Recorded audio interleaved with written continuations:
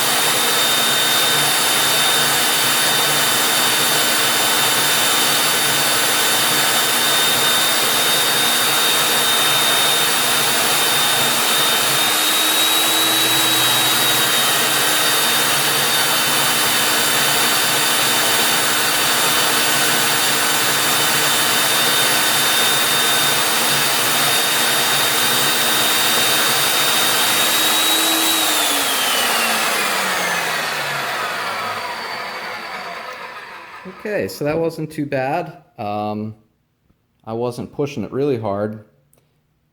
It did not create a lot of heat because, this piece is warm, but it's not so hot that I can't hold it, so that's a good sign. Let me take this piece out of the vise. I'll check it for squareness and see how square the cut was. Okay, so I am pleasantly surprised. This piece with the little notch in it, that was in the bottom.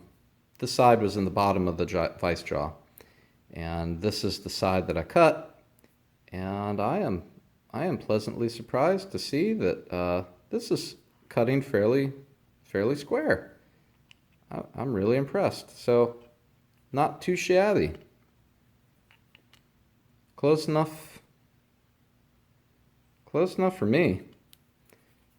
So that's actually way better than my Harbor Freight saw was. My Harbor Freight saw never cut square. I had to actually really mess with it. I actually had to set a little washer on my Harbor Freight saw. I always put a little washer on the back side of the saw, or the vise, to get my cuts to come out square. But this Klutch saw, this is really good right out of the box. So cool. So hey, I'm sold. I like it. Goodbye. I think this was a really good deal, and I obviously have not used it for a very long time, but so far what I'm seeing, I would recommend this to a friend. Okay, thanks for watching. Be safe. Have a good day.